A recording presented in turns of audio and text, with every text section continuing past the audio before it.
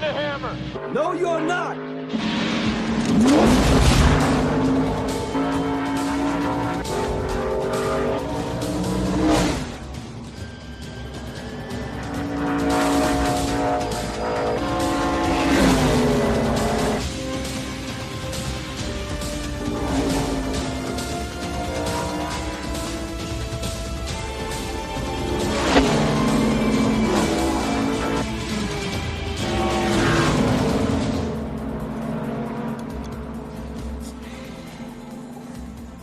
Thunder Rowdy's time. Well, it might have been better if he cracked up the car.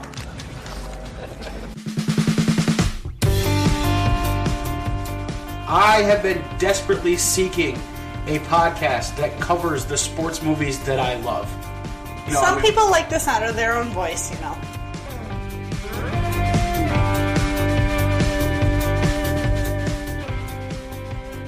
That is one of the maybe 5 movies ever that even to this day, when I watch it, makes me tear up. Tugs at my feels. What am I getting myself into here? Exactly.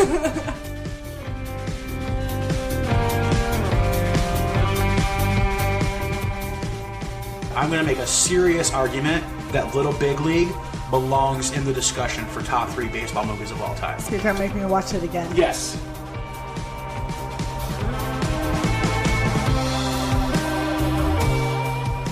Did you say the title of the show?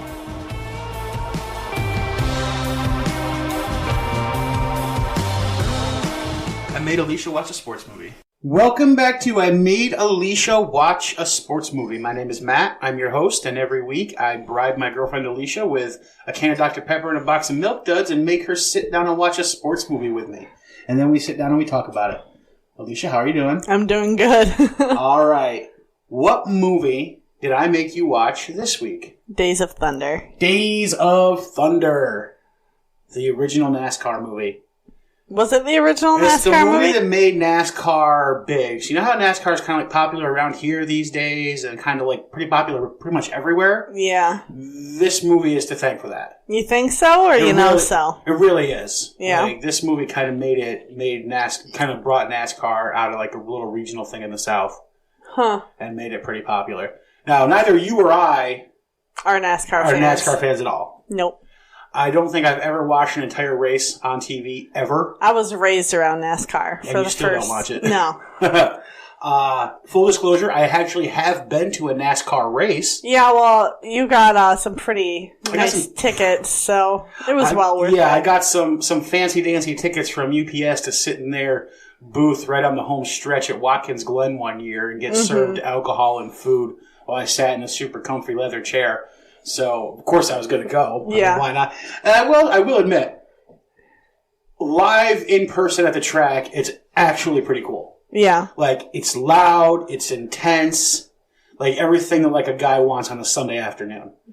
On TV, it just looks so incredibly boring. Yeah, like, right. left, like, very boring. But, like, I will admit, if I had the chance to go again without having to pay, I would. I don't know if I can That's the key. Right, right I don't there. think I can convince myself to spend a lot of money to go. Right. But if I could get tickets for free, I'd probably go. Yeah, again. I don't think I like the idea of sitting up there with all the rednecks in the stands. Well, that's why you got to get the fancy UPS tickets. Yeah, exactly.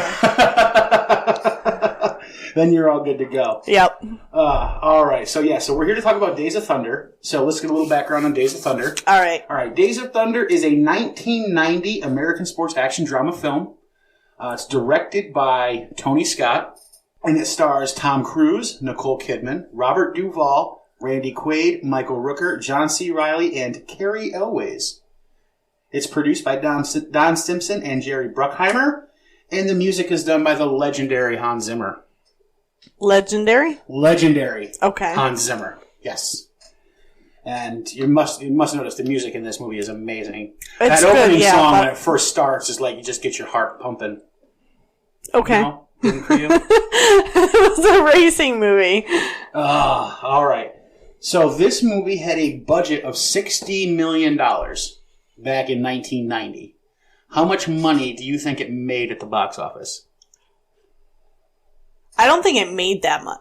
I don't think it evened out. You don't even think it made its money back? I don't even think it made its money back. Okay, so let me lay the groundwork for you here, okay? So, Okay. 1986, Top Gun is released. Yeah. Tom Cruise is a mega star. Mm-hmm. He's coming off of Top Gun, he's coming off The Color of Money, he's coming off a Risky Business. Tom Cruise is Tom Cruise has two careers, basically. Like at 2 points in time, he's like a mega star. Yeah. Right now with the whole whatever spy thriller movies that he does. Whatever they're called. Mission Impossible? The Mission Impossible movies. Yeah. And then previously, his other stuff. Yeah. So, knowing that Tom Cruise was a mega superstar at the time, do you want to change your guess on the box office? No. Okay. I don't. So, it made $157.9 million in the U.S. box office. So it met it. So, it's a very big success. I wouldn't have guessed that by watching it, really. Yeah, but see, here's what you have to remember. So back in 1990, we didn't have special effects. That's true. We had practical effects, and movies had good scores and good acting and good writing. Instead of let me just, Michael Bay this fucker up and throw in a shit ton of explosions and we're going to call it good. Like, that's what a movie is today, unfortunately. Yeah. Like, back then, there were actors and there were writers and there was good cinematography and good directing and because they didn't have all these computers to make all the scenes. Yeah, they didn't. There's no computer animated effects in this movie. Yeah. It's all just straight up actual footage. Even the accidents? Yeah, everything. Okay. Yeah, everything in this movie is actually happening in a camera. Okay. Yeah, Tom Cruise is actually at the one scene, he's actually driving that car 180 miles an hour around the track. Okay. Yeah, so.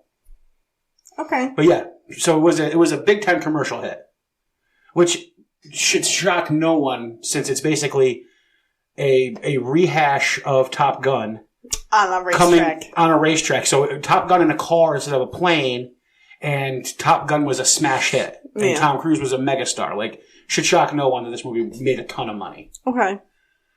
So it doubled its money. Well, more than that. It had a budget of $60 million and it brought in how much? About 158. Okay. So yeah, it more than doubled its money. So yeah, it made a ton of money. Okay. Which is why Tom Cruise kept getting to do movies. Yeah. Because Tom Cruise was bringing in big time money for the companies. Okay. So, yep. All right, let's take a look at some of the ratings. So IMDb has a 6.0 rating. Out of 71,000 reviews. So it's 6 out of 10 stars. Okay. Yep, 6 stars out of 10 over 71,000 reviews. Okay. On Rotten Tomatoes, so Rotten Tomatoes is going to show us what I think is going to become a theme of this podcast. What do you think? Where a movie is not so popular with the critics, but is incredibly popular with the fans. Right. Or is really popular with the fans. Versus the critics. So, on Rotten Tomatoes, the critics score, 62 critic scores average out to a 39. So it's rotten. 39 out of 100? 39 out of 100, 39%. Okay. So it's rotten according to the critics. However, fan ratings out of 132,000, it's got a 60%. Okay, so it's... Which is essentially the same as the IMDb rating of 6.0. Yeah. So, yeah. So I think that, and we had the same thing with the first two movies of the series. Yeah, critics don't like them, the people do. The people do. Exactly. So. That's why they have things like the People's Choice Awards. Right, exactly. And nobody pays attention to the fucking Oscars anymore because who the hell cares? Yeah. So let's take a look at our characters. I'm going to get your initial reactions to some of the characters in the movie. You're going to tell me what you did. Did you like them? Did you not like them? Did they piss you off? Did you recognize them from anywhere else? Okay. All right. So Tom Cruise as Cole Trickle. He's our hero. His name's a bit ridiculous. So back at this time, and Tom Cruise is not modeled after this character, this actual race driver. Okay. He's actually modeled after a different race driver. Okay. Whose career, the career of Cole Trickle kind of goes along with. Okay. But back at this time, there was an actual NASCAR racer, a stock car racer, whose name was Dick Trickle. Dick Trickle. Dick Trickle. I'm sorry to hear that. Yeah. I don't know why his parents hated him enough to name him after a leaky penis. Yeah. But his name was Dick Trickle, and he was quite a famous NASCAR driver. Okay. Back at this time. So, yeah. How'd you think Tom did? He was very convincing. Yeah. There was a couple of scenes where he just had like a blank face, like he didn't know what he was supposed to be doing. But And I think that went along with the character, though. Yeah. Like, I will freely admit, I know that, like, it's not always in vogue to like Tom Cruise. Yeah. And some of his personal antics, I mean, whatever. He can do it. Personally, I mean, he can do whatever he wants. He's a person, he can do whatever he wants. Yeah. As an actor, I've always liked Tom Cruise. Yeah. As an actor, yes. I've always liked Tom Cruise's movies. But, yeah. But his personal life. That's his business. Yeah. That's his business. But as far as an actor goes, he's good. I enjoy Tom Cruise movies. I always have. I'm not a fan of his Mission Impossibles. I've never seen any of them. I've seen like the first two. I've never seen any of them. But all of his old stuff, Risky Business, Color of Money, Top Gun, all that shit. Huge fan. Yeah. Big time fan. Big time fan of Jerry Maguire, which we will cover on this show. Okay. We'll cover Jerry Maguire, obviously. Yeah. Even some of his newer stuff, like that Edge of Tomorrow, like the time loopy battle movie. Yeah. That was actually pretty cool. Yeah. And then you really like the one where he's like the last man on Earth guy that we had watched. What was that with called? him and the woman. I forget Oblivion. Yes. Oblivion that came out probably 5 years ago now. Yeah. 5 or 6 years ago now. I think it was 2012, 2013. Yeah, that was a really good movie too. So yeah. Tom Cruise still putting out movies that I like. And Top Gun 2 is coming out not too long from now. We're not too sure on that though. No, Top Gun 2 is. Is it in production? Yeah. I will definitely go see Top Gun 2 when it comes out. A lot of people will be going to see Top Gun 2. Oh, hell yeah. I'll definitely go see Top Gun 2. Okay. So, all right. Making her first of a few appearances on our show, at least 2 that I can think of, Nicole Kidman as Dr. Claire Lewicki. She's very mellow for a doctor. Well, okay. So you're comparing her to the over-the-top ridiculous doctors? No, on just Grey's like Anatomy. No, actually, I'm not. Like, she seems a bit more timid to be a doctor. I mean, she handles him well, so to speak. I think she's just very standoffish to him, to be honest. Yeah. Like, well, the first time he actually met her, we'll get to that. But and that's the scene I'm talking about, where he basically just grabs her hand and puts it on his junk, and instead of like getting embarrassed, she just is like, "Well, that's an interesting argument, Mr. Trickle, but that's not why I'm here." And then she just walks away. I'm like, "Fuck yeah!" Like, I didn't find her timid at all. Well, she's quiet. Yeah, she's very quiet. It just seemed like there were some scenes where like she should have showed more emotion that she didn't. Okay. Like, either at that point, she didn't have enough acting skills to be able to, emote? Yeah, so this is early in her career. Okay, this is like after that, so BMX. Right, so we will be covering her first quote-unquote major movie on this podcast when we cover BMX Bandits. Yeah. So yes, this is after BMX Bandits. Yes. As you can tell, because she's actually a grown-up in this movie. she's definitely older. She's not a teenager. But I don't know. I guess she was definitely more lively in BMX Bandits. So, but she was a kid. So, and she was the lead in that movie. She was the star of that movie. Yeah. She's in a very. You look at the names in this movie. She's in a big time cast. Mm-hmm. When you look at the names that come out of this. Yeah. So. Yeah. But yeah, I thought she did good. I liked her part. Mm-hmm. She played a doctor competently.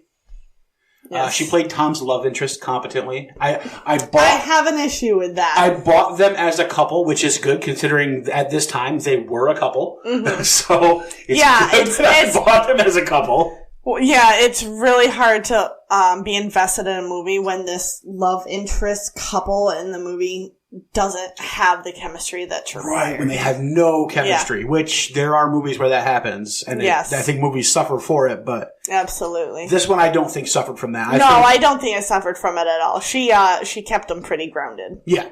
Yep, absolutely. All right, next up, Robert Duvall as Harry Hogg.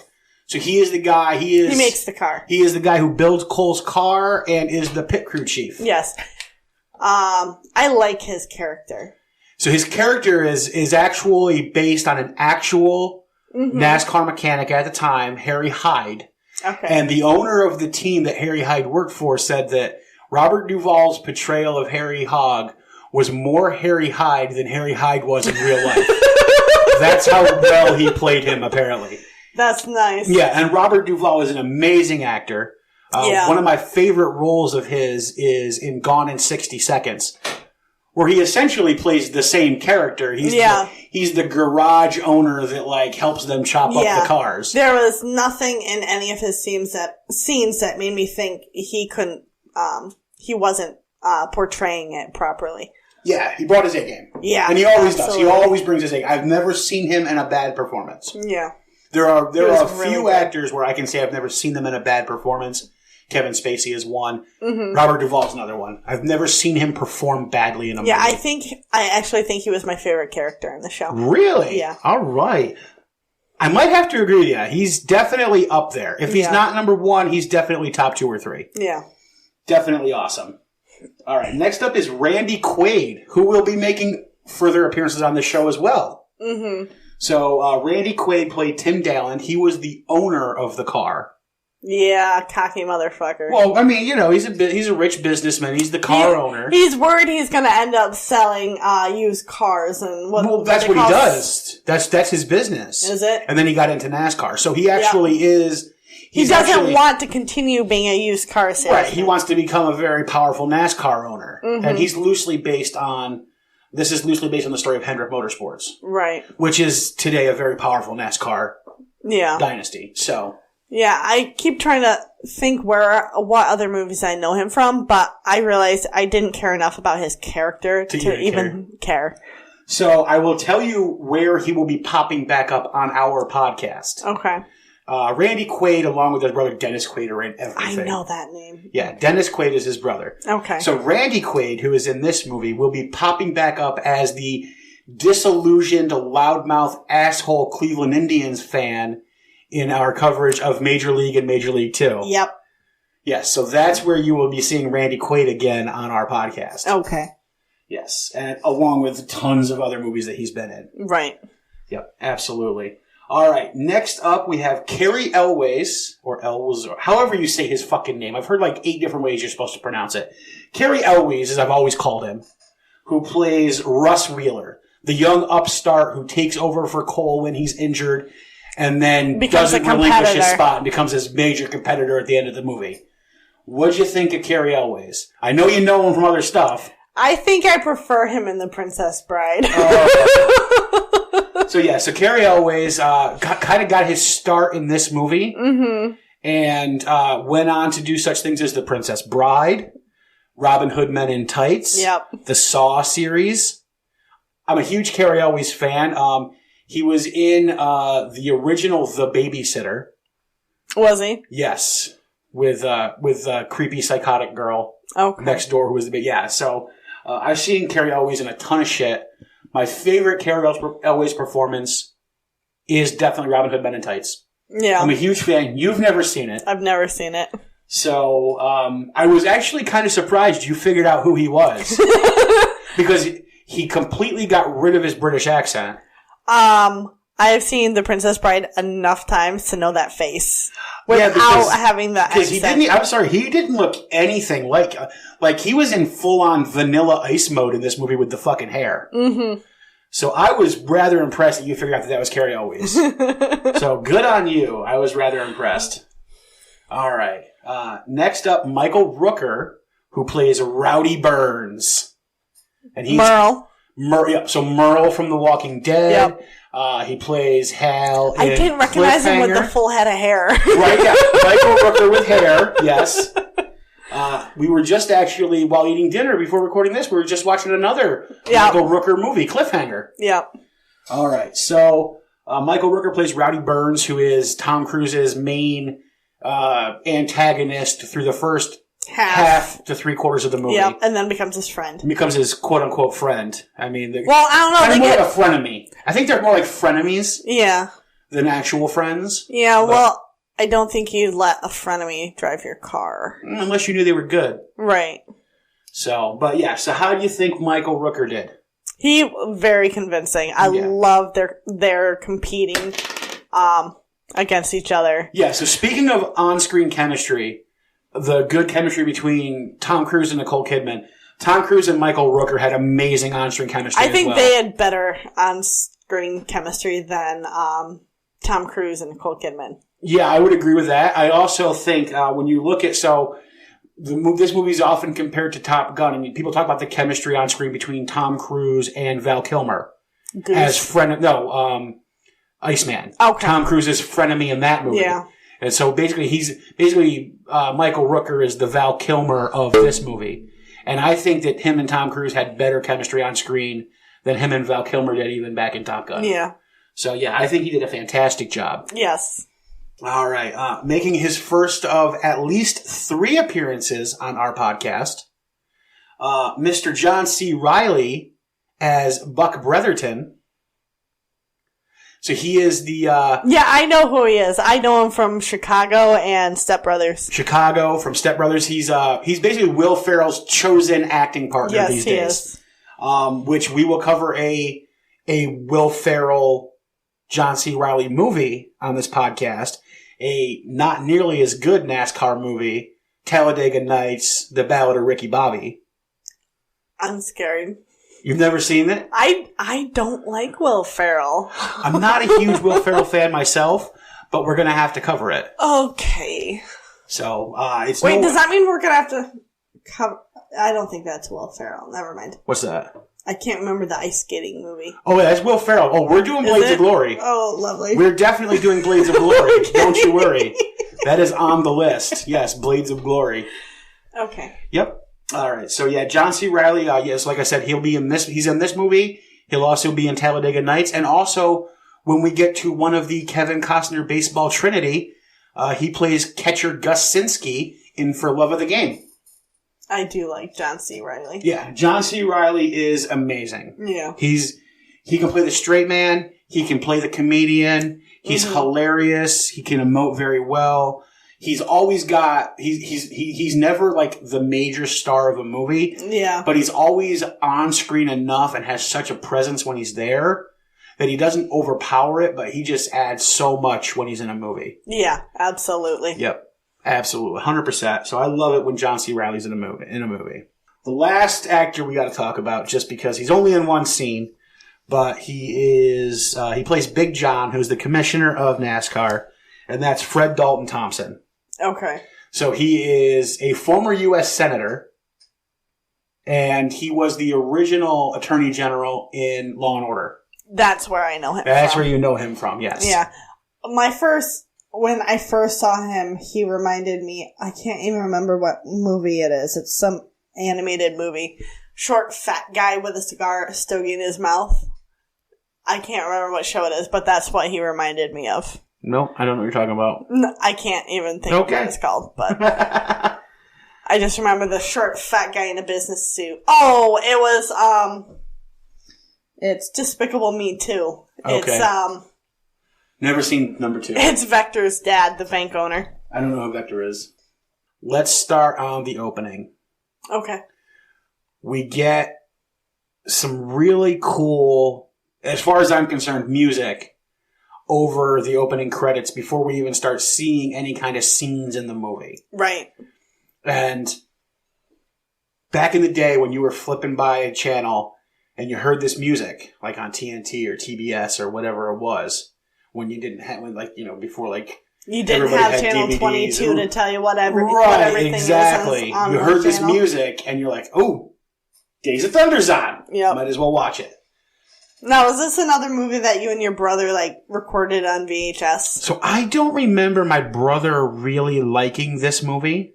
So the opening of the movie is getting ready for and then racing in the Daytona 500. Yep. Which is kind of like the biggest NASCAR race of the year.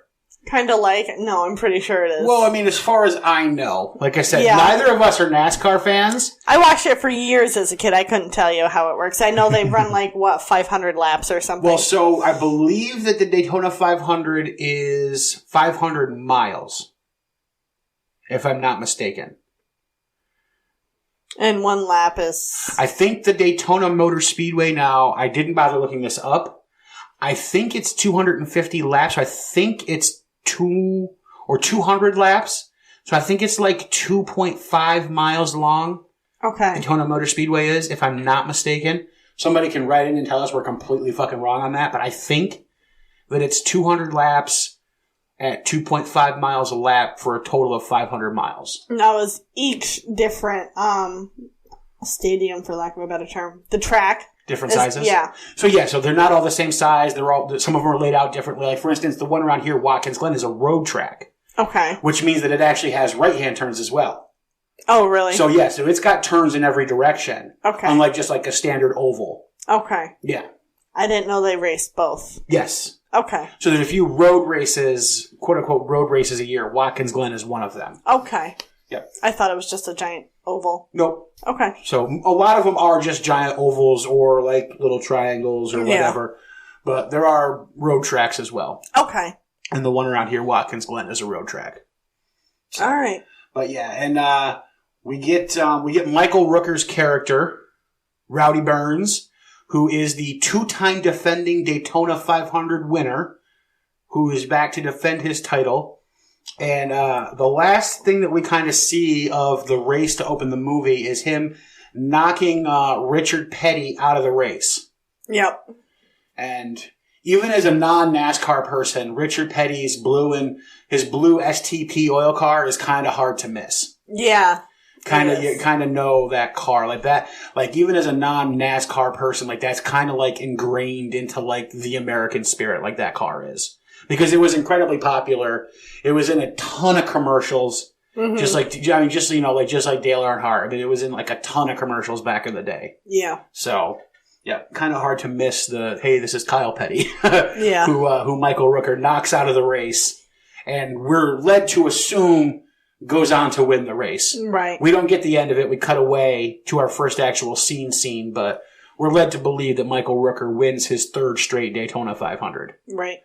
And so our next scene is we get Randy Quaid, the wannabe team owner, headed out into the middle of a field where Robert Duvall is spreading some fertilizer. Yeah.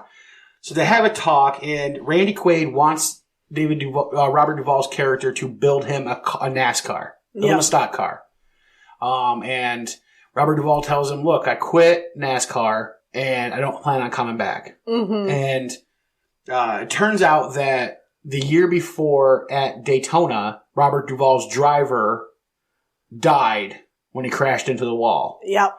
And NASCAR was going to investigate the car and if there was something wrong with the car that caused it. And to avoid the investigation, Robert Duvall's character retired. Mm-hmm. And just kind of went to farming full time. Yeah. Now, was there actually something wrong with the car? We're led to believe that no, there wasn't, because we're led to, in Robert Duvall's character, we trust when it comes to cars, right? Yeah. We spend the whole movie building him up as like the genius of the NASCAR. Yeah, he just didn't want to be accused and have his reputation ruined kind of thing. Exactly. So in order to avoid that investigation, he just retired. Right. Basically. And, but Randy Quaid tells him, "Look, if you come back and build a car for me, I already convinced NASCAR not to do an investigation. So you can just come back, no questions asked, no problems." How much money did that take? Well, and that's what Randy Quaid says. He's like, "I'm a hell of a salesman." Which, you got to think about it, right? So at this point, NASCAR is not what NASCAR is today. Or it used to be like 10 years ago. Well, but this is even before that. So this movie is what made NASCAR that. Right. Yeah. So this is like NASCAR's still kind of like most like a regional thing, right? Because when we learn that Tom Cruise's character is from California, they're like utterly shocked. Well, he was an IndyCar driver. Yep. Yeah, exactly. So those were the straight line speeds. No. So this is IndyCar is tracks like Watkins Glen with the Indy cars that are shaped. Oh, the Scoopy ones. Yeah. Yes. With the big wheels. Yeah, and they're Formula big. One cars type of thing. Yeah. Exactly. Yep. So that's what he's been racing mostly, or even dirt track racing type stuff. Okay. I was thinking it was like where you've got the no, not the funny cars. No. Okay. No, not the funny cars. Yeah, I was thinking it was the runway, and you take off as fast as you can at the green light and see who crosses the finish line first. No, not the drags. Not the drag racing. Not drag racing. No, actual racing, but in different cars. Okay. Yep. That makes sense. Yeah. And that was considered like the more popular form of racing at the time. Yeah. That was the what do you call it? Like the elite level racing was IndyCar. The not redneck racing, Right? Essentially, yeah. Because you had Europeans that were involved in it. Yeah. Where they weren't involved in NASCAR at the time. Now they are. Yeah. But it was like the gentleman's racing sport. Yeah, exactly. Yeah. Yeah, it was the horse racing of racing, essentially. Yeah. But with a car. So, yeah. But yeah, so that's the world that he comes from. Yeah. But, so Robert Duvall's character, agrees that he's gonna go ahead and he will build a car, but first he wants to meet the driver. He basically says, if you build, so Robert Duvall says, how are you gonna find a driver? The season's already started. Right. So the only people you're going to find are going to suck because they're not already racing. Right. So there's a reason they're not already racing. And basically Randy Quaid tells him, look, if you build me a car, I'll find a driver. Right. Because it's got your name attached to the car. So who wouldn't want to race it? Like, it's got you built the damn thing. You're the best of the best. Something he had said had made me think he was saying, I'll race it if I have to. No, God, no. Randy Quaid is not going to be racing the car. That's why I was confused there for a second. No. What he said was, I'll find a driver Okay. if you build the car. Okay. Yeah. So Robert Duvall agrees. Mm-hmm. And so we get our first montage of the movie. Yes. I did actually appreciate this montage. Wait, no. Oh, I'm sorry. We don't get the montage first. First, we get Tom Cruise's test drive. Oh yeah. He wasn't gonna. Right. So build it without meeting the driver. Right. So we cut to a track where Michael Rooker's character is running some laps. Yeah. And in pit road we have Randy Quaid, and we have Robert Duvall, and then they've got John C. Reilly's in the background. All right. Let's use their character names so I can try and. Okay, so we got Tim Dalland, yeah, who's the owner. Hogg. Harry Hogg, who's Robert Duvall. Yep. Michael Rooker, who is Rowdy Burns. He's driving. Yes. And then we've got Bucky Bretherton, and that's John C. Reilly. Yep. Okay. And so they're all there, and Rowdy's doing a couple laps, and then he comes in. Yeah. And does a pretty good time. Yeah. We don't know what his exact time is, but we know that it's slower than 31 seconds. Yeah. So he does a pretty good time, brings his car in. And then, I think it was 37 because they said he beat him by 6 seconds. Nope. 6 seconds is later on in the movie. Oh, okay. Yep. 6 seconds is later on in the movie. We don't actually get Michael Rooker's time. We don't get Rowdy Burns' time. We just know it's not 31 seconds. Yeah. So, basically, Randy Quaid thanks, Rowdy Burns for letting him borrow the car, to which he gets a death stare from Rowdy Burns. Did he not know he was letting him borrow the car? He knew, but he's just being a dick. Well, he's his a car. Cocky asshole. Well, I mean, technically it's his owner's car. And if that car crashes, he's out of a car. He is. He's out of a car, yes. So. But yeah, so basically the only reason that anybody besides Rowdy's allowed to drive this car is because Harry Hogg had personally asked to use the car for a couple of laps. Yep. To test out a driver. Yep. And he did that as a personal favor to Harry Hogg. Yes. So we're all waiting. We get a little chit-chat and some moving, some grooving. And then we get Tom Cruise pulling on his motorcycle. Yeah, I was surprised he actually rode his motorcycle out into the pit. Yep. Is that allowed? I assume so. It's not race day or anything. I know. So, I mean, no motor vehicles allowed anywhere near the racetrack. You know what I mean. I'm sure he's fine. Okay. But yeah, so what I love here is, so like, when he pulls onto pit road, it's completely clear, right? It's a perfectly sunny, clear shot of Tom Cruise riding his motorcycle. We cut to the people looking at Tom Cruise, and then we cut back to Tom Cruise, and for some reason, somehow, he's driving through smoke now. Yeah. There's a smoke machine off to the left. Where smoke come from? But whatever. It's, whatever. So Tom, emerges from the smoke, and he's got like a fucking duster jacket on. Like, he's wearing like a fucking like business suit while driving a motorcycle. I didn't see the business It's not like a business suit, you know what I mean? Like, yeah. Like a dressy shirt, dressy pants. Yeah. and a fucking duster jacket while driving a motorcycle. Like, why not? My dad does. Yeah, that's true. But I just thought it was kind of funny. Yeah. And so basically Tom Cruise is going to be, or Cole Trickle is the driver that Randy Quaid wants to test out. Yep. And Robert Duvall's character, Harry Hogg, is having none of this. He asks him, so what do you know about NASCAR? And Just what I've seen on TV. I've seen it on television. And Harry Hogg looks at Cole Trickle like he just kicked him in the dick. Like, you have got... Was he being sarcastic when he said it? So Tom Cruise, no. So I think Cole Trickle's being completely honest. Well, only what I've seen on television. You'd be surprised what you can learn. The coverage is really good. And I think everyone's jaw just kind of dropped. And Harry Hogg is like, you've seen it on the television. Like, no. And so you didn't study anything. Yeah, you've never driven a stock car, nothing. No, he's never driven a stock car. Yeah, and so he's not going to let Cole Trickle drive this car. He's like, Rowdy Burns already said, you even ding up this car one little bit and you're a fucking dead man. Like, I'm not going to let you kill yourself and destroy this car by driving it when you have no idea how to drive a stock car. And basically, Cole Trickle goes to him and he's like, look, just let me drive the car. I won't embarrass you. Mm-hmm. And so Harry Hogg acquiesces and lets him drive. Yeah, after he starts packing up his shit to leave. Yeah, so he lets him drive. Mm-hmm. And so we cut to, well, first we get, so Cole Trickle jumps on in the car, and basically in a game of tradesies, don't break my car, I'm going to break your bike, Rowdy, Michael Rooker's character, goes and sits on his motorcycle. Sits on Tom Cruise's motorcycle. Yep. So then we cut to... Yeah, the message was really clear. Yeah. You couldn't... There was no subtext to this one. It was very, very, very clear. Yeah, there was no entendre. It was just, I will break your bike if you break my car. Yeah. And so we cut to Cole Trickle doing a couple laps. Yep. And we're led to believe he's finished at 1, if not 2 laps, and he's coming up on the start of a new lap. And he's talking back and forth with Harry Hogg. Yeah. And he says to him, I'm dropping the hammer. To which Harry Hogg says, oh, no, you're not. To which Tom Cruise basically says, fuck you, and just drops that bitch into 6th gear. And takes off. To try to do a lap as fast as possible. Yeah. And...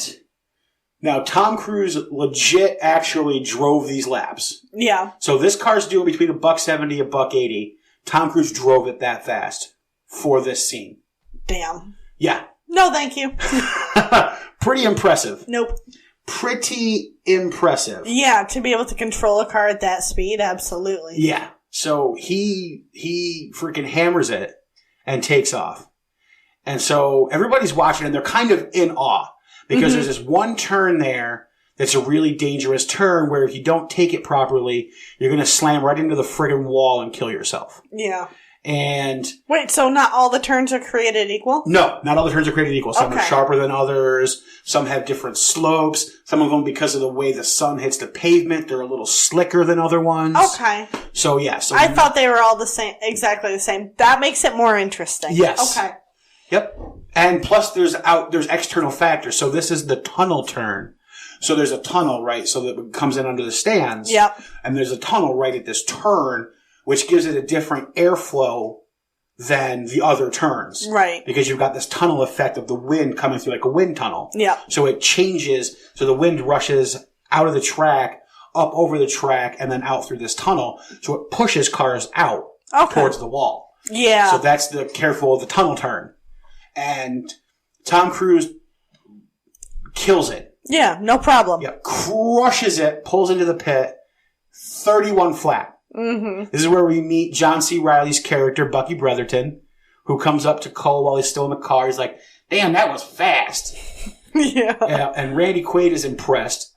31 flat.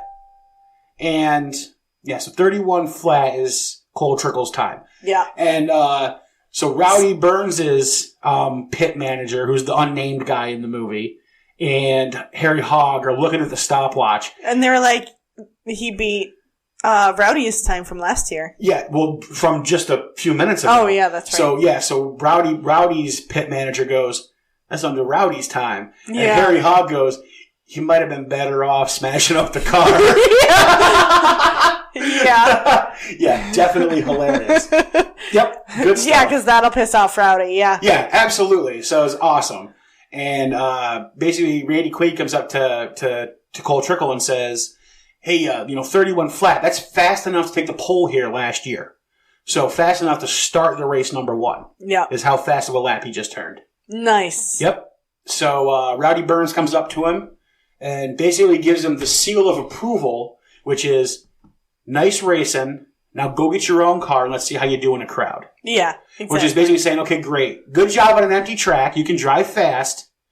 Now let's see how you do when you have to actually race with other cars around you. Yeah, absolutely. So Cole has the stamp of approval.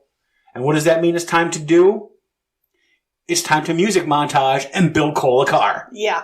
So that's where we go next, is the car building montage for the movie. Yeah. All right, so our next scene is the car building montage. Yes. Gotta love the montages. I actually kind of enjoyed this one. This one's awesome. So you want to start with Robert Duvall's character Harry Hogg Talking to the car frame. Yeah, talking to the car frame. I think it's an artist thing.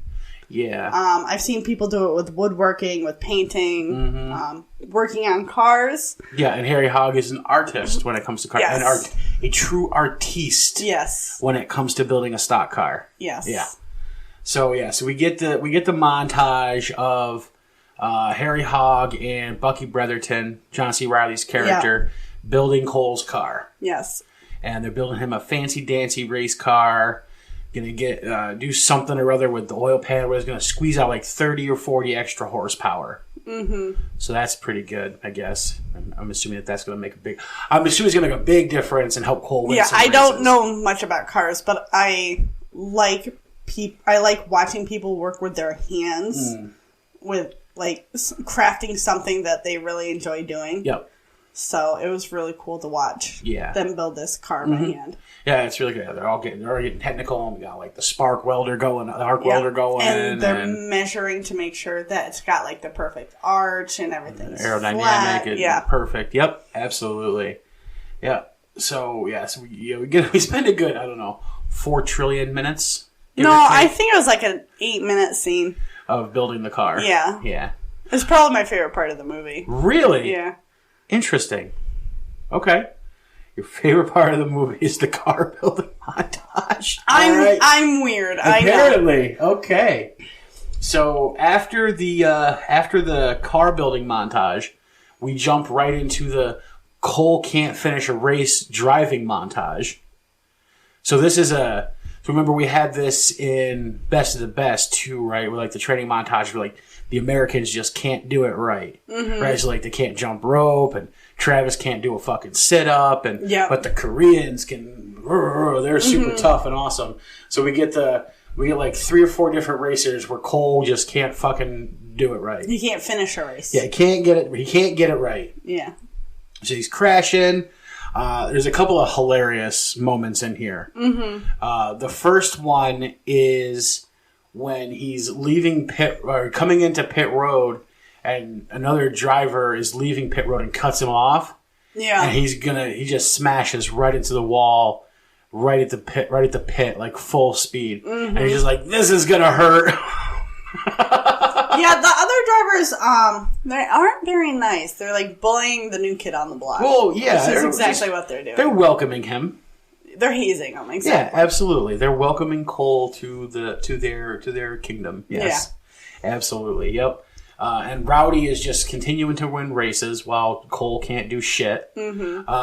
The last part of this montage is my favorite part, and that is, I think it's at Bristol, Tennessee. Okay. And Cole tells Harry Hogg, "I need to pit." And what does Harry Hogg tell him he can do? Oh, he can keep going because they're busy eating ice cream. Yeah, so the pit guys are busy eating ice cream. And we get a nice shot of Robert Duvall just sitting there lounging, eating a fucking ice cream. Mm-hmm. Why did he need to pit, though? He probably wanted gas or new tires or something. Yeah. And Harry Hogg's just basically like, nope, not going to happen. You keep on going. I mean, you can come in and get an ice cream if you want, but I don't think NASCAR be too appreciative of you out there driving and eating an ice cream at the same time. So Cole comes in and jumps out of his car and tries to fight Harry. Yeah. Now, supposedly, from what I've researched, this is actually a true story. Okay. Not for, like, this particular racer that Cole was supposedly modeled after, and not for... Right. But supposedly this did happen. In NASCAR history? Yeah, in an actual NASCAR race, this did happen. Okay. That's actually kind of funny. Yeah, and meanwhile, while the fight is going on after this, Randy Quaid's character, Tim, the owner, is standing up in the stands just next to the pit. With sponsors. And he is not looking happy. No, well, Cole's having a quote-unquote rough time. Yeah, so he seems to not be able... Absolutely a rookie. He seems to not be able to control the car in such a way where he's not destroying it unnecessarily. Yeah. There's shots of there's smoke coming up around the gas and the brake pedals, and the fenders are falling off. Like, there's one scene where it's just one side of the car isn't damaged, so Hogg kicks it and says, well, there you go. I love this part. So at the end of a race, Bucky Bretherton comes up. He's like, oh, look, a quarter panel is not damaged. And Harry Hogg just boots it. And you hear something crash on the inside and fall. And he's like, I don't want you to be spoiled, Buck. So... Yeah, so it's too funny. He knows how to drive. He just doesn't understand the stock car. Right. So, and we're going to get to that here in the bar scene in just a minute. Yes. So it's a nice segue. Right. So after the Can't Get Right montage, we go to a team meeting. Yes. Where all the pit guys and Cole are at a table in the shop, and Randy Quaid's character Tim is pissed. He's like, so there I was in the crowd, praying for a good showing. I've got sponsors. I'm whispering sweet nothings in their ears, hoping that they'll give us money. And we end up looking like a monkey fucking a football. Well, if he had just stayed in his car. And not attack the pit crew. But, because no one's going to give money to a team that can't get along. Right. A team that can't win. A team that can't even finish a fucking race. Right. Like, you could probably get sponsors, even if you don't win. If you could at least, like, finish races. Right, but if you're caught punching your pit manager... Yeah, they're not going to sponsor you. No, hell no. Hell no. So, yeah, he's pissed. Basically, what we have here is Tom Cruise complaining that the car is not good enough. It's not the... What is it you say... What is it my uncle likes to say when I tell him there's a problem with my car? So I work in the computer world. Yes. And we have a couple of different things related to most computer problems fall into a category, and that's an ID10T tag or PEBCAC. Yeah. Which is problem exists between keyboard and chair. Yeah. So this is problem exists between chair and steering wheel. Yeah. Yeah. That's what my uncle likes to tell me when there's quote-unquote nothing wrong with my car. Right, yeah. So basically what it comes down to is Tom Cruise says, look, there's nothing I can't... He's pissed. There's nothing I can't do with a car. I can... Give me a car that drives, and I can fucking do anything with it. And Harry goes, well, that's the difference between you and me. There's only so much I can do with a car. Mm-hmm. And, like, they're talking past each other. Yes. Like... No, they don't want to hear each other. Right. Yes, exactly. And we'll learn in the next bar scene why Tom is so frustrated in this scene. Well, maybe he should have said something earlier. Right. Well, I think it's that he's embarrassed. And you can definitely tell because he's very hushed when he talks about it. Right. And so what the scene ends with basically Tom Cruise going, look. Is this the one with the... No, this is not the one with the NASCAR owner. No, this is not Yeah. Big Jim yet. No, we're still ways away from that. I have to get to the crash and everything for that. Yes. But, so Tom Cruise goes, look, do you want me to work the pit and you drive the car? Fine, we'll try that. And then he storms out. It was so funny to watch because it reminded me of fights me and my siblings would have when we were younger, where the one who was wrong and knew they were wrong had to have the final word before they left. And then stormed out. Yeah exactly. Yeah, yep. Absolutely. Mm-hmm. He knows he's in the wrong and he doesn't want to hear it, so he leaves. Yeah, and so basically Tim Dillon tells Harry Hogg, look, I know you're a great car builder. You know you're a great car builder. But if the guy driving the car doesn't trust you, we're never going to win. Yep.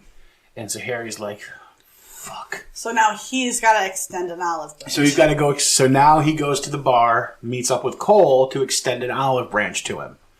Yep. And basically the big part of this scene is Harry Hogg's like, look, tell me how you want the car set up, and we'll set it up that way. He's like, I have no idea. Yeah, so spoiler alert here is that Tom Cruise knows jack balls about cars. Yep, he just knows how to hit the gas pedal. Yeah, he knows hit the gas and turn is basically what he knows, and shift. He doesn't know anything about setting it up or anything like that. He doesn't even know the vocabulary for how to set up the car. He doesn't know the names of parts of cars. No. Correct. He's like, I have no idea what you just said. Right, exactly. So what we're going to do then is now we're going to cut to a montage of let's fix the car and get it the way it needs to be. Yeah. So Harry makes a few changes to it, and we get to Tom Cruise on the test track. Mm-hmm. And what they did was they loosened up the back end. Whatever the fuck that means. I'm as clueless as Tom Cruise when it comes to race cars. So they loosened. So they probably took the trunk off or something. Who knows? Pretty sure NASCAR doesn't have trunks. No, like the weight in the trunk. Who knows? But yeah, so they loosened up the back end, and so he asks Cole. So he means like he loosened the lug nuts and hopefully. I think that's what he means is he gave it more sway in the back end. Okay, that's something to do with the axles. Then I think. Yeah, I think he gave it more sway in the back end, and he tells Cole like. Loose is fast, but on the edge of out of control. Mm-hmm. So if just you want, like where Tom Cruise likes to be, right? So yeah, so he's full. He's good. Okay, I know this. I fly my F-14, the extreme edge of capability. So we're all good. Yeah, that. So he's like, okay. So they figure out how to set up that part of the car for Cole to drive. Yeah. Figure out how loose to make it so he can go fast and still maintain some control. Yeah. And then the next thing is Harry wants to talk to him about tires. Because Cole is ripping the shit out of their tires when he's racing. They're melting. Yep. So he is... because of the way he drives, he is ripping up the tires and melting them, which causes them to get slick. And that's why he's sliding into the wall and crashing. Yeah. So he tells Cole, look... I don't necessarily want to change the way you drive, but do this for me. Run 50 laps the way you want to run them, as fast as you want, and then we'll look at the tires. And then you run 50 laps the way I tell you to do it, and I guarantee you the tires come out better, and I bet you drive faster. And so we get a little montage of him doing that. Yep. And Tim shows up. Randy Quaid's character shows up. Yep, they got the tires on two little podiums right there. Side by side. This one's completely melted. Yep. And this one looks fine. There's no tread on it, but... They're not. They never do. They're racing slicks. Okay. So this one's melted and this one's not.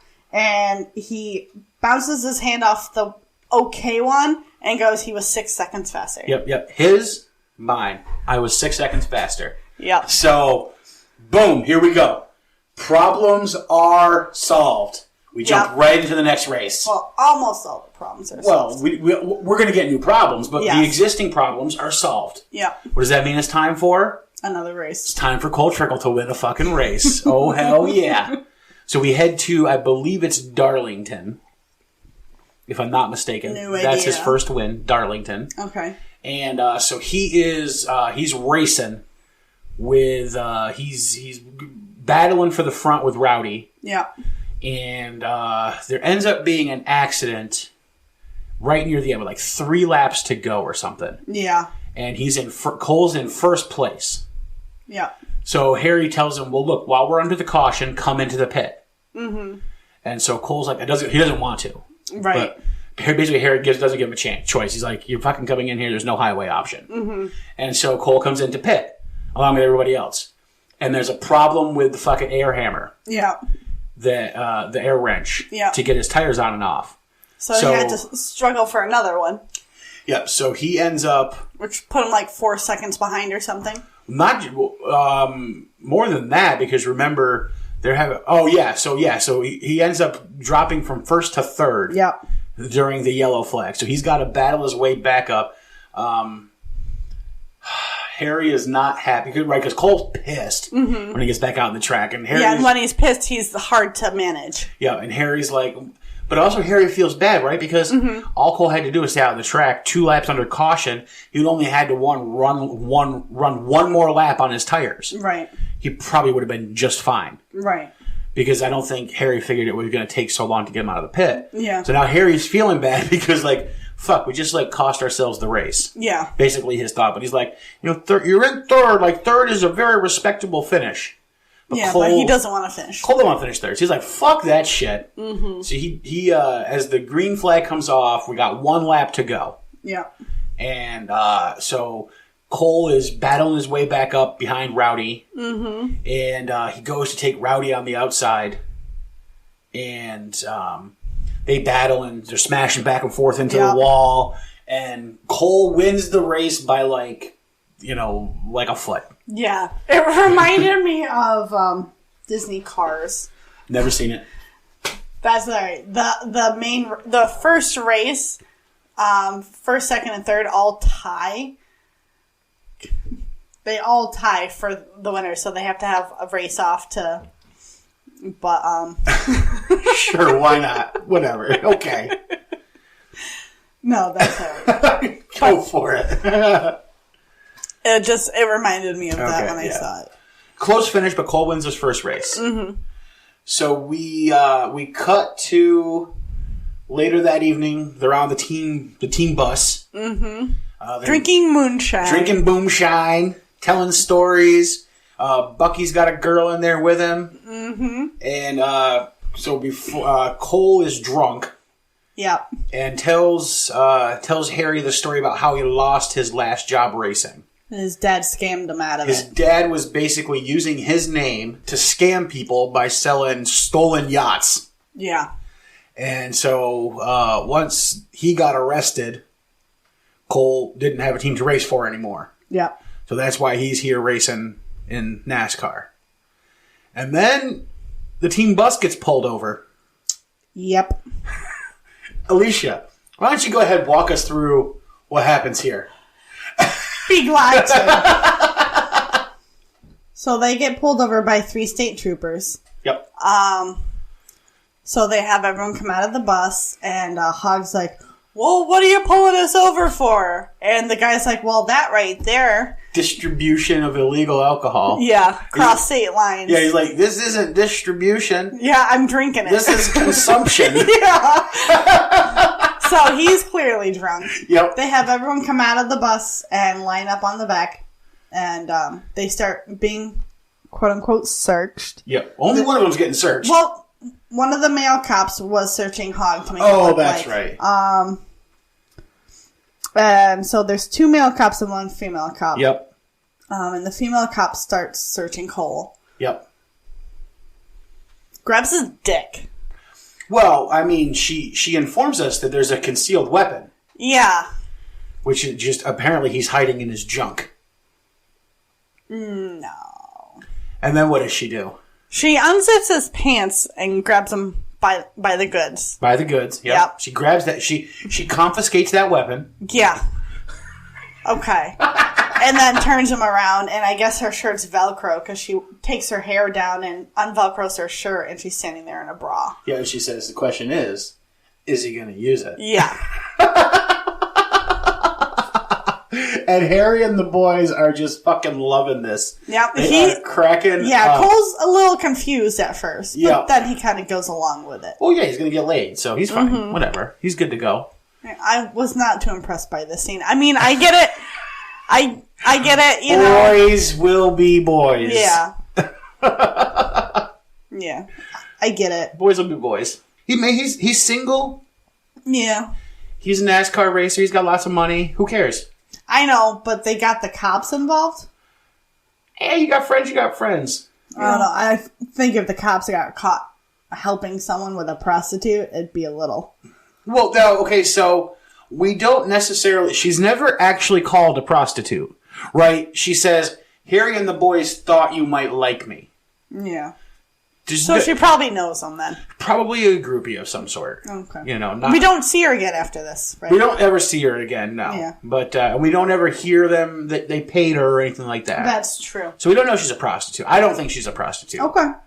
Yeah. So I don't think she's a prostitute, but I'm sorry, it's funny.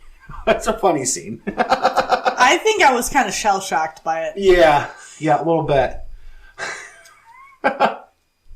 So after that, after the quote unquote arrest, we get back to the racetrack, and we skip ahead because Cole has now, after his first win at Darlington, he's now won 5 of the last 6 races. Yep, and that is actually the character, I believe it's Tim Dalton or something like that he's based on. Yeah, actually did win like that kind of numbers when he was a rookie.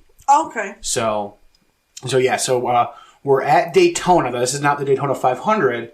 This is still, but it's at Daytona Motor Speedway. It's the Cracker Jack 400 or something like that. Cracker Jack 300, 400, Let me guess, Cracker Jack's a sponsor. Well, yeah, absolutely.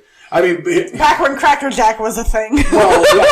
Cracker Jack, yes. Back then, the NASCAR Cup, which I think is like the Sprint Cup or the Nextel Cup now, back then it was the Winston Cup, as in like Winston cigarettes.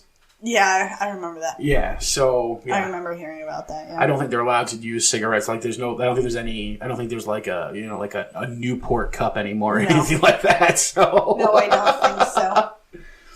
But, yeah, so, we're back at Daytona, and Cole's trying to win, and, This one doesn't end up too well, right? No, so, it ends up... They're kind of banging around. Rowdy's back bumper's loose. And Cole's trying to knock it off for him. Like, just be nice. I wonder why it's loose. He keeps bumping him. He's banging into him. Yeah. And Rowdy's pit manager tells him, look, they're going to black flag you. Just let him pass. So he stops banging. Black flag? Pull you off the track because you're causing a danger because you've got shit hanging off your car. So can't they rip it off and send him back out? They can once it's taken off, yeah. But he loses a whole bunch of time of having to come into the pit and do that. So they don't want to get black flagged. So his pit manager tells Rowdy, just let him pass you. So Rowdy points to him and tells him, pass me on the outside. So Cole's like, he's letting me go by, Harry. I'm going to pass him on the outside. But then what happens? He sticks him between the car and the wall. Yeah. And doesn't like to let him through. Yeah, pins him to the wall because he's not going to let him pass. Yeah, Fuck that. No. It's Rowdy Burns. It's not going to happen. So, so he pins Cole to the wall, and we end up, there's a crash up ahead of them. Yes. On turns 3 or 4, whatever. Yeah, and it's full of smoke. You can't see through it. And Rowdy goes through first. Yeah. But he hits something. And he ends up nose towards the grass. Right, so he hits something in there, spins out, and he's spinning down through into the inside. He's supposed to, but his car doesn't. Right. So what happens is, then Cole is trained to go right through. They're all trained this way, right? Trained to go right through because the way that the tracks are sloped. If a car's right in front of you, if you just go straight for it, it'll go towards the center and it'll be out of your way. Yeah. Except that something goes wrong and Cole just smashes the fuck right into Rowdy. Yeah. And they just they're doing flip-de-loops and it's a pretty nasty fucking crash. Accident, yeah. So I mean, we cut right to the hospital. Yeah. After this. And they're both being seen by fucking neurosurgeons. That's how bad shit is. Well, yeah, it was a pretty nasty crash. Yeah. And so this is where we meet Nicole Kidman. Yep. Nicole Kidman, Dr. Lewicki. Yep. Comes into play here.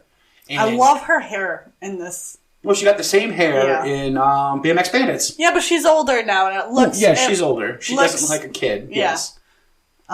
Very, very big, bouncy, curly hair. Yeah, very big, bouncy red hair. Yes. Yeah.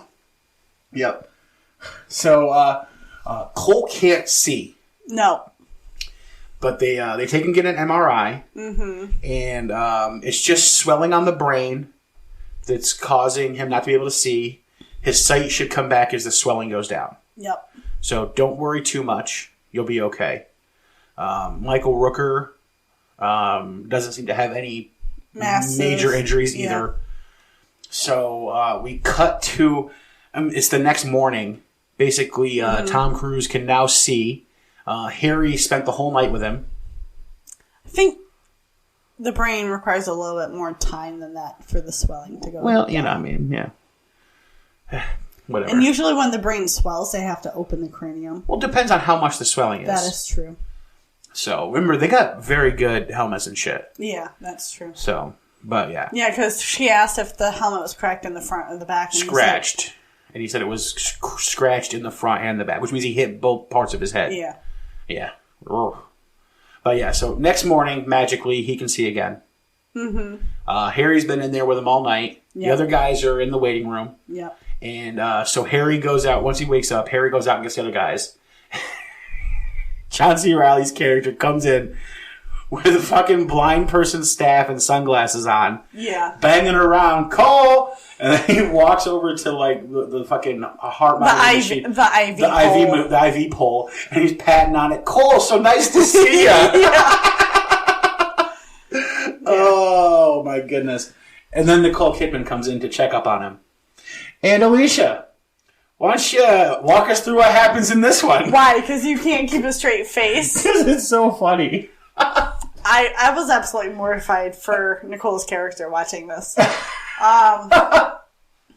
So, basically, Cole thinks they're playing another trick on him. And Hogg keeps trying to tell him, no, this is really Dr. Lewinsky. Not Monica Lewinsky, Lewicki. Oh, Lewicki. Sorry. Yeah, no, Lewinsky is the one who blows presidents. Okay. That's Monica. Lewicki. Yes, Dr. Lewicki. Okay, what is her first name? Claire. Claire Lewicki. Okay, I'm going to call her Claire. Okay. So Claire comes in.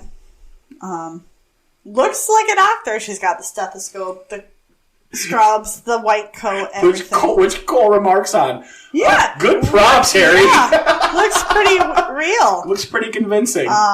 So she's trying to talk to him, and he's trying to get in her pants.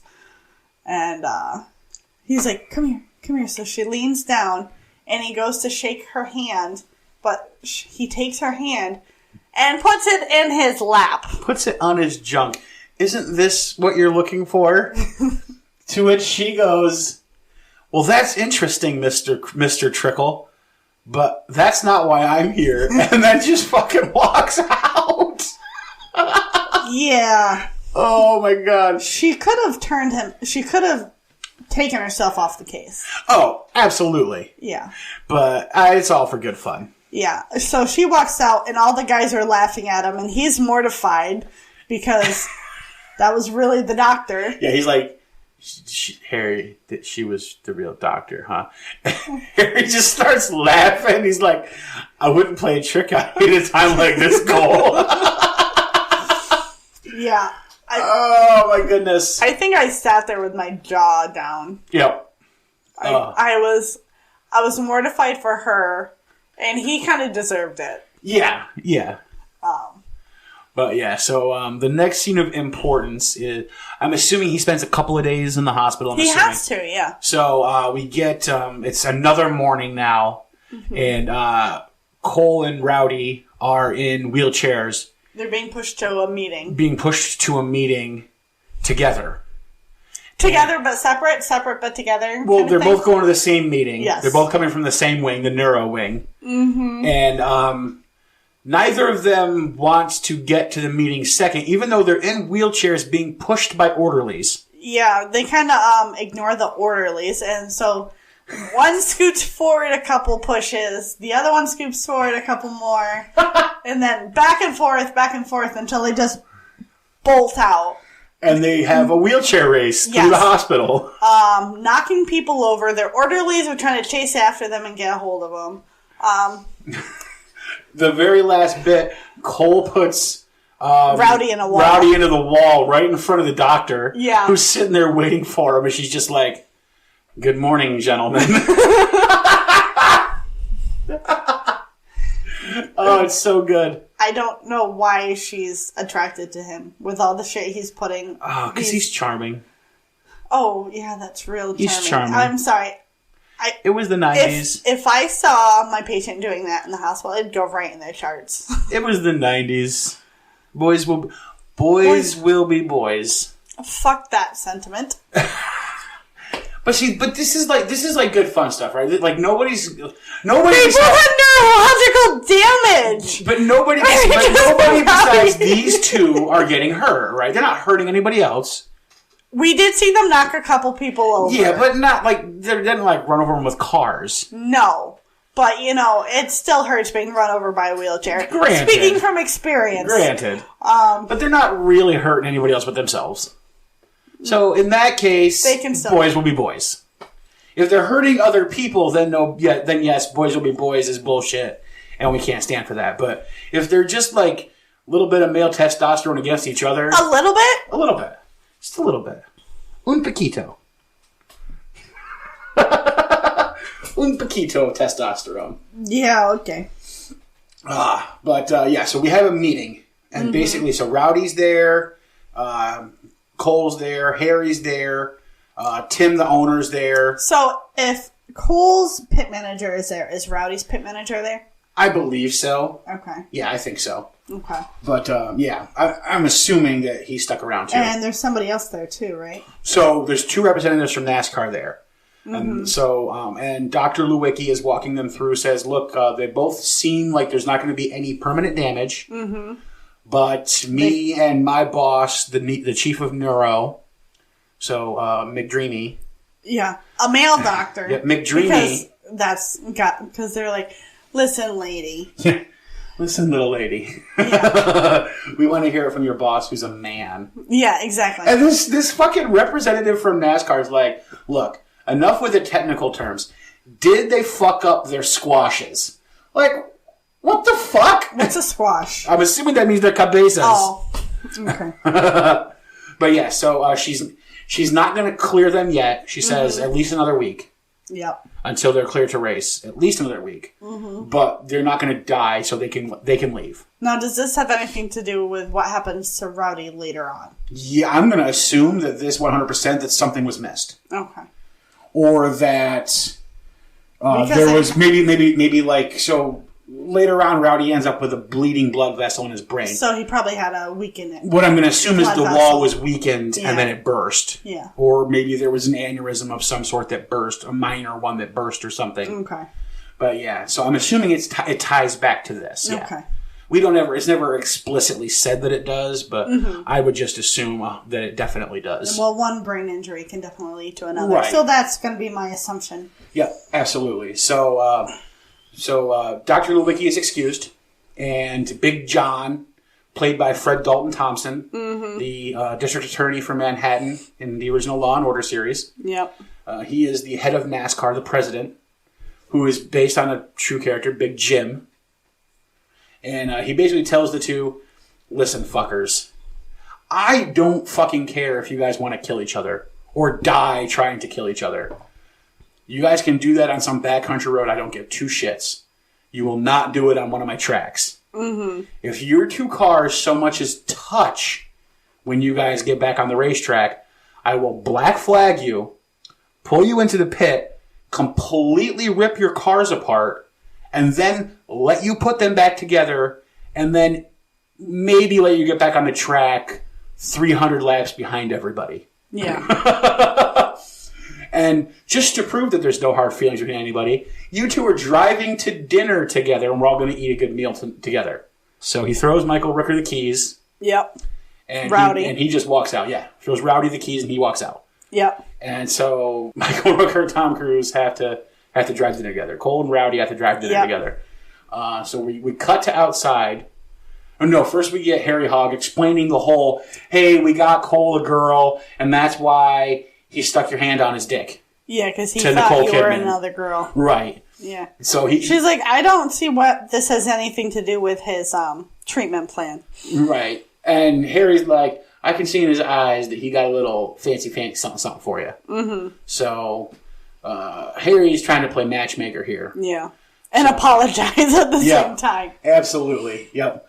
So now we cut to outside, and Cole is waiting for Dr. Lewicki when she's leaving.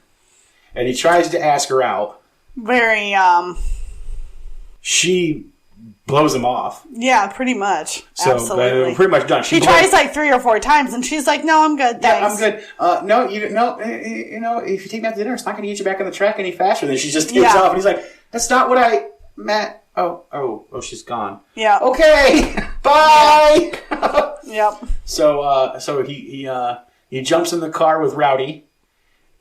They don't exactly make it to dinner on time. So they do start. So Rowdy does start by driving them, but then he pulls over into a car rental place. A car rental place, and he's like, "Look, I agree that you're not going to let me drive you to dinner. You agree that I'm not going to let you drive me to dinner. So I say we race." So they rent Cole a car. Now, do they do this on NASCAR's budget? I assume so. Well, I mean, they both are making pretty decent money. Yeah. Because by this time they all have sponsors and... Yeah, he does have a sponsor now. Yeah, Superflow. So they're making money. Mm-hmm. So... And all this time they both have substitute drivers. Right, so we haven't even gotten there yet. That comes after the dinner, yeah. Okay. But yeah, so they race. So we get a street racing montage. They both have the exact same car, just different colors. Yeah, exactly. So this is Ford Tauruses. Yep. So these are 1990 Ford Tauruses. So fancy for their time. Well, so it was the most popular car at the time, and back then, the Chevy model that was used for stock cars was the Lumina, and the Ford that was used for Ford stock cars was the Taurus. Okay. So that's why those are the 2 cars that they're using in the movie. Okay. But so they race on the streets. They race on the beach. Something that looks very similar to the LA River when I first saw it, but I think that was the beach. Yeah, it was the beach. Yeah, it was the beach. Yeah. And they're banging back and forth, beat the ever loving fuck out of these cars. Yeah. And they pull up to dinner and leave them with the valet. Yeah. Smoking, carburetors are busted. I mean, they're... See, when I first saw, I thought they left on a used car lot. No, they left them with the valet, like they left them at the valet at the restaurant. So they both walk in together, like hee hee hee. Yeah, so they walk in. They go up to the table. They're late. Big John is starting to get pissed. Mm-hmm. And then they're like, "Sorry, we're late. We had car trouble." Yeah. And Big John's like, "Oh yeah, what was the matter?" And Rowdy goes, "Well, I believe it was the carburetor, wasn't it, Cole?" Yeah. And Cole's like, "Well, yes, I believe it was, Rowdy." Just all being super nice to each other. Fucking, and then they just like look at each other, give a little fucking gay Tom Cruise, Val Kilmer from Top Gun wink. I think Mommy and Daddy don't know. Shh. Yeah. Yeah, exactly. But yeah, so dinner goes good, and then basically what we get into now is the romance portion of the movie. Because now that Tom can't race for a while, we've got time for a romance story until he can get back out on the racetrack. Yeah. So so this is where we meet Carrie Elways. Yep. Who plays Russ Wheeler. Yes. And he is going to be racing. He's going to be substituting for Cole while he's out. Racing Cole's car while he's out. Yep. And throughout this... I don't like him as a race car driver. You don't like him as a race car driver? I think you were more not a fan of his partner. Because you're like, who the fuck is that? Yeah, we'll get to that. Very late 80s, early 90s. Yeah, we'll get to that. But yeah, so that's this part of the movie. We can just kind of flash right through that. So Tom Cruise is in love with Dr. Lewicki. So fast romance, because this is only like a whole 2-week period. Right. So he sends her enough flowers to basically turn her apartment into a fucking jungle. Yeah. It's a good thing she didn't have allergies. Yeah, exactly. Giant teddy bears. He stalked her address. He's like calling the operator. Can you give me an address for a... No. He did worse than that. Remember, so the scene where he's on the phone and the guy's trying to get in with the coffee. Yeah. He is on the phone to the hospital so where she works trying to get her information. And that's when he asks Randy Quaid's character, the owner, Tim, if he knows anybody, if the person at the hospital is a race fan. So legitimately what he bribes the director of the hospital to give him Dr. Lewicki's address so he can send her like 1 trillion flowers. That's illegal as shit. That's insane. That's illegal and stalkerish. Creepy And as fuck. If somebody did that to me, oh my God, I'd have a restraining order. Right? But for the sake of TV shows and entertainment, the women always fall for this shit. Right, of course. Which, yeah, I'm waiting for the time when like the man makes that like big gesture, and then like the girl just like backhands him and walks away. Well, yeah. Like, don't ever talk to me again, you creepy fuck. It needs to happen. Yeah, eventually somebody will make that. Happen. Eventually somebody will make that movie. Yeah. Where Rick Grimes opens up, standing outside the door with his fucking signs in the snow, and the girl just belts him in the face and shoves him in a snowbank and shuts the door. I mean, just don't even with that one right now. But yeah, she falls for it. She comes up to North Carolina to like hang out with him to give him a checkup. Yeah. And to check up on Rowdy. Yeah. And they do his checkup, and then they make out, and then they have sex, and then he practices NASCAR driving with sugar packets on her thigh. Sweet and low, the little pig packets. Yeah. He shows her this little specific, on turn 4. Shows her drafting, where you pull up right behind the car in front of you, split the wind resistance, so the car behind can then... So this is what they do in Talladega Nights, where they do the whole shake and bake. Yeah. This is the shake and bake move. Okay. The back one drafts and then slingshots around. And I remember I was watching this and I looked at you and I said, "This is important for later on in the movie, isn't it?"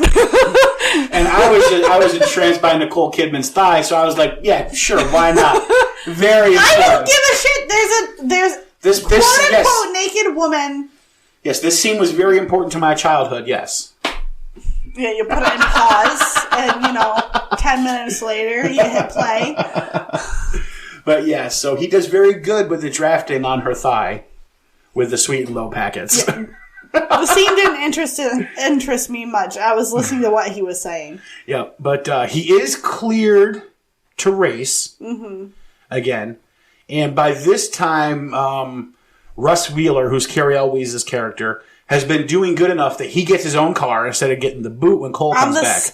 By the same... So the owner starts a second team. Yeah, which is unheard of at that time. Correct. Nobody was doing that at the time. Yeah. But so he's loosely based on Hendrick Motorsports, who has several teams. So he's not putting all his eggs in one basket. Correct. Yep. Because he was pissed. threatened at the dinner, saying if you can't get this shit, if you can't get them under control and can't win, you're going to be back to selling used cars. Yeah, you're going to be just selling cars. Yep. Yeah, exactly. But yeah, so Tom Cruise is back. Rowdy is not. Rowdy's got a brain bleed. Yep. But he won't go to the hospital to get it checked out. Yep, and that is found because they were all hanging out and they were on a boat. Yeah, and he can't remember anything. Yep. He's like passes out. Yep. So Nicole Kidman's like, "You got a fucking brain bleed." He's like, "Get out of here, doctor! I don't need no doctors." Yeah, because she's like, "Put your arms out and close your eyes," and he passes the fuck out. Yeah, just collapses. Yeah. So he's not doing good. So she does not. She clears Cole to race, but not him. Yeah.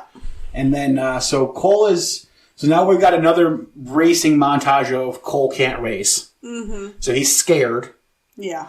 So like at one point he purposely blows his engine. Yeah, he was going like 4,000 4,400 RPM. Yep, and then he like hit the gas and brought it to 9.5. 95. And blew the engine on purpose. Yeah.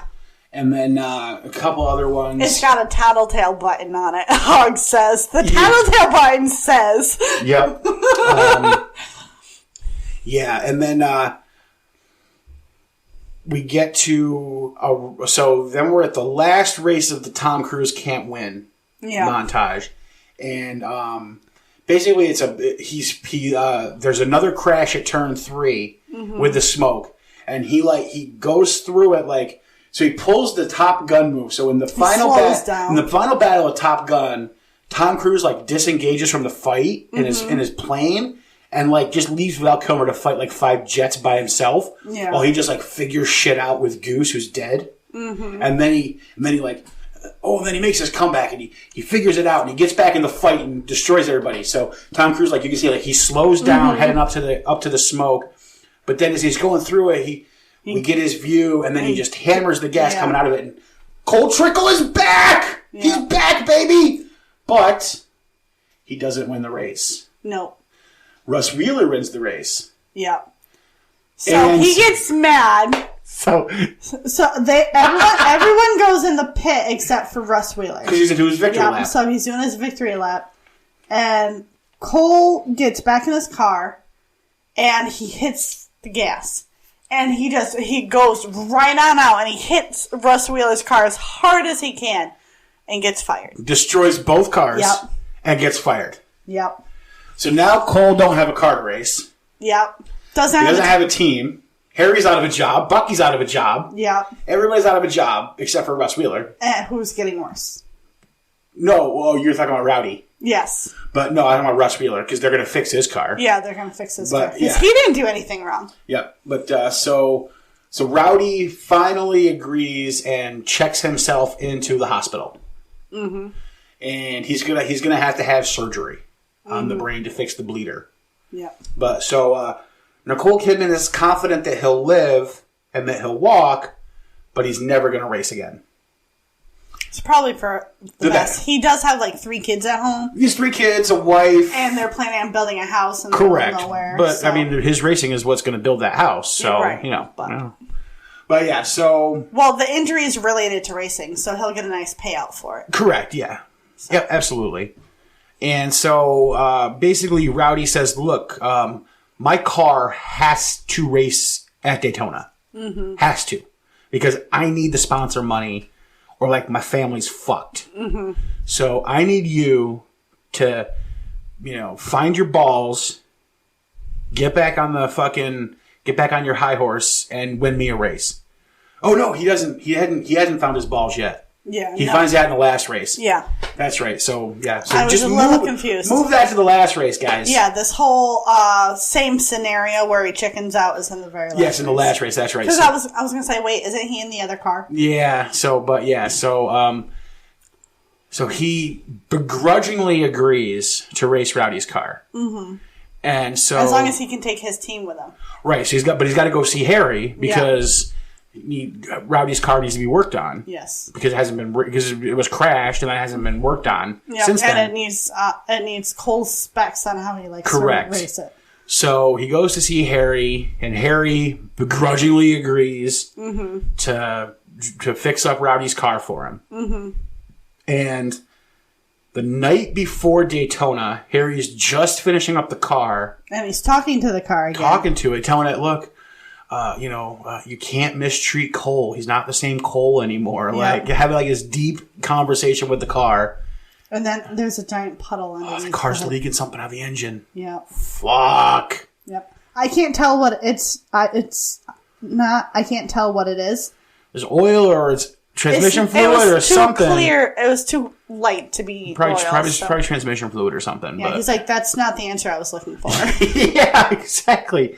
So there's problems right up until the race. Yep. So they had to switch out the engine, right? Right. They put Cole's engine in Rowdy's car. Well, no, it wasn't Cole's engine. It was they stole another one from Tim. Oh yeah, that's right. So Tim gave them another engine to put in the car. Well, but we don't know that yet. Yeah. But so they steal an engine from Tim to put in Rowdy's car that's been rebuilt for Cole. Mm-hmm. And so Cole makes it to the track, and he's going to race Rowdy's car. Nicole Kidman tells him, Dr. Lulicki says, look, I can't stay here and watch a race. But, of course, she's going to stay there and watch him race because that's what always happens. Yeah. So, their partners walk them out to their cars for the final race. Is that a thing? No, that's not a thing. Okay. As far as I know, that's not a thing.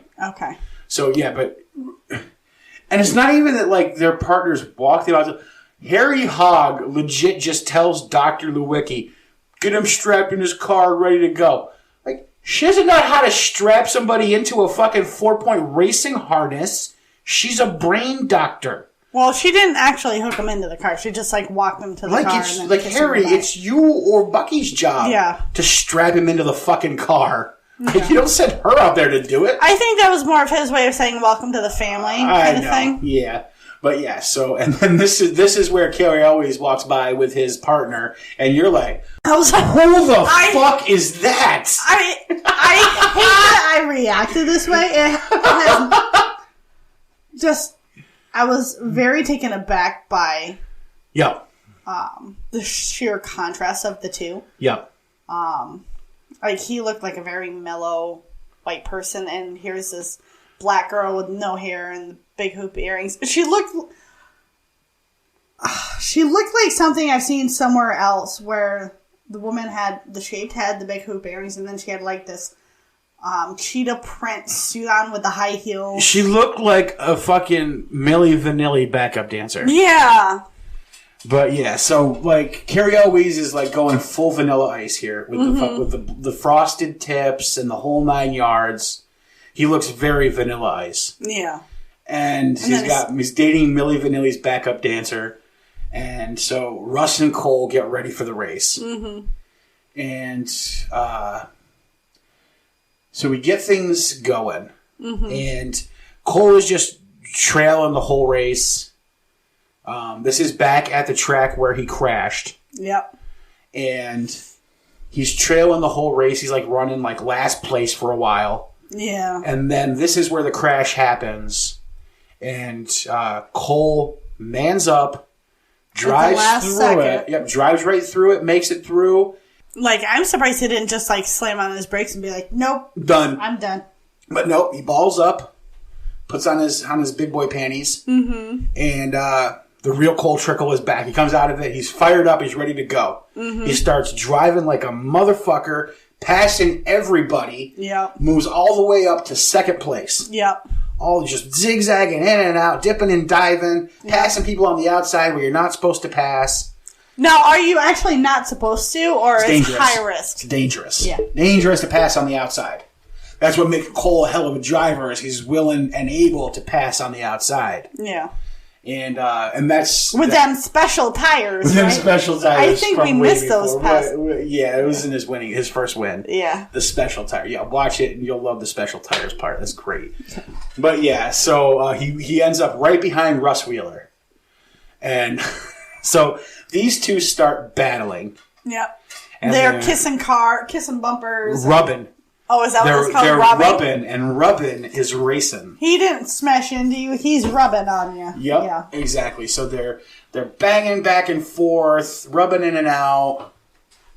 Ooh, sounds a little sexual. I was just a little homoerotic for the NASCAR here. Yeah. But yeah, so they're battling. How many? And they've got 3 laps to go, something like that. And there's a crash, and then so they end up they're in.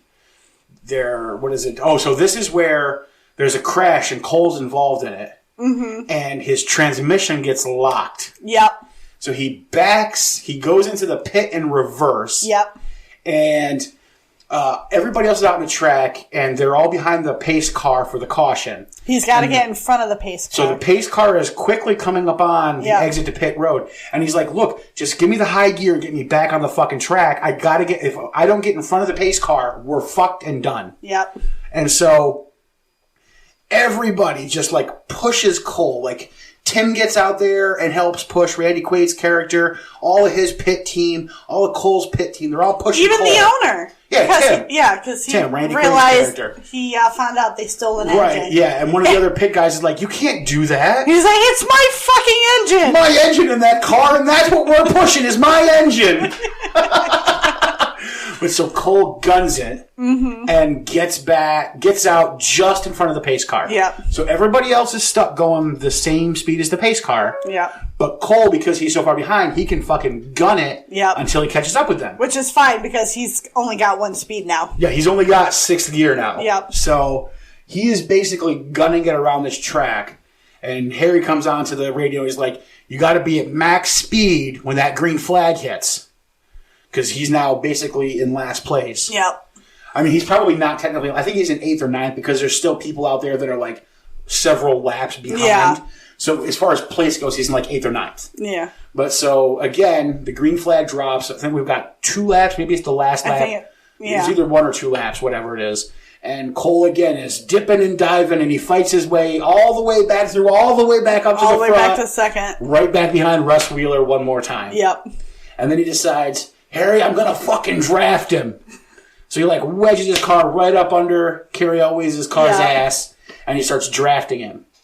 And then he starts faking that he's going to pass him on the outside. Yep. So he keeps, like, trying to pass him on the outside. Yep. And you're, like, at this point of the movie, you're, like, on the edge of this couch, like, staring, like, what's going to happen? You're, like, super into this. I was like, oh, look, it's the sweet and low.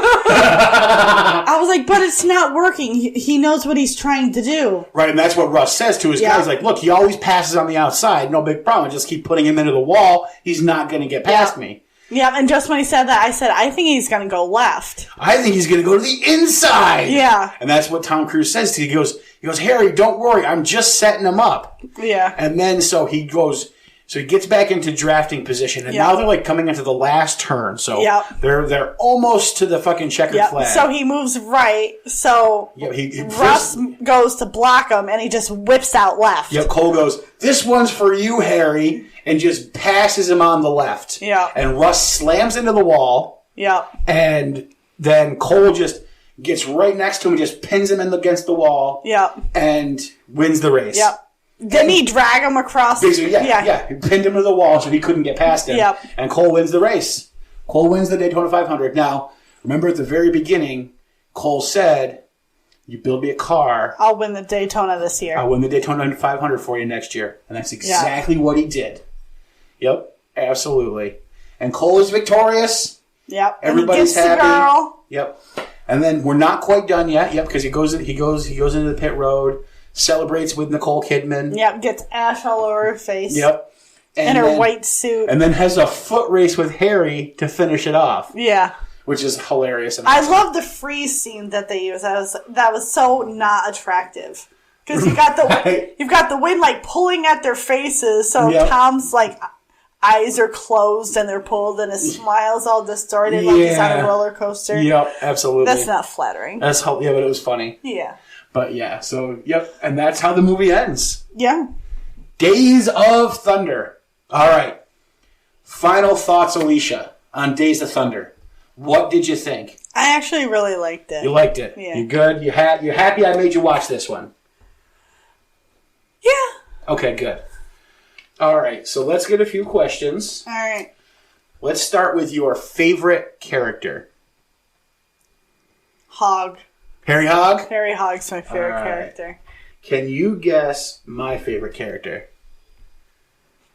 I will give you a hint. It's not Cole Trickle. So then it's Rowdy. Rowdy Burns! Gotta love Rowdy. I love me some Michael Rooker. Yeah. Merlin the Walking Dead, Cliffhanger, which we just finished. Yeah. Amazing. I love Michael Rooker. So yeah. I'm down. I love Rowdy in this movie. He is awesome. All right. Give me your favorite scene or least favorite scene if you don't have a favorite. Or if you prefer to give a least favorite instead of a favorite, whichever you want to do. Well, my favorite was when they were originally building the car. Okay, so your favorite is the car building montage. Yeah. My least favorite was when he assumed the doctor was a hooker. All right, so hand on junk. Yeah. Okay, great. Great. Great. Can you guess my favorite scene? No. Wheelchair race. Yeah. Yep. I love the wheelchair race. I absolutely love it. Typical. Yeah, it's a guy thing. What can I say? Boys will be boys. I've raced wheelchairs. Yeah, so. I'm sure you did. When I used to work third shift stocking retail shelves many, many, many years ago, we used to race pallet jacks around the store. Yeah. So, boys will be boys. Yeah. All right. The all-important question. Out of 5 montages, how do you rate Days of Thunder? 3.5. 3.5. Okay. 3.5. So you're going to rate this as high as I rated Best of the Best. Mm-hmm. I got to go 4. Okay. I've got to put it on the same level as The Sandlot. You don't have to. I do. In my mind, I have to put it on the same level as The Sandlot. Okay. It's up there. So I'm going to give it a 4. You give it a 3.5. That averages out to a 3.75 montages for Days of Thunder. Can you do that? What? That's what it averages. That's what it averages out to be. Okay. That's what it averages out to be. So might as well. All right. All right. So that is our coverage of Days of Thunder. Yep. Do you know what movie I am making you watch next week? I do. Alicia, what movie are you going to be tortured into watching next week? The Legend of Bagger Vance. The Legend of Bagger Vance. We're going to go golf. Yes. We're going golf in honor of the Masters, which will be wrapping up the day before our review comes out. I hate golf. You do hate golf. However, I love this movie. you love The Legend of Bagger Vance. I mean, when you throw Charlize Theron, Will Smith, and Matt Damon in the same movie, it's amazing. I love this movie. Yeah, so good. Plus, we just watched Cliffhanger. One of the dead Treasury agents plays Walter Hagen in The Legend of Bagger Vance. The guy from the 4400 plays Bobby Jones. Yep. So it's a great movie. The book is amazing. I've never read the book. You should read the book. It's much better than the movie, but the movie is still fantastic. Mm-hmm. Absolutely amazing. I think it's a good movie to kick off our golf movie coverage for the show. Kind of jump right in with a really, really good golf movie. I was torn. Which golf movie do I really want to make her watch first? Tin Cup or Legend of Bagger Vance? I went with Bagger Vance. I appreciate that.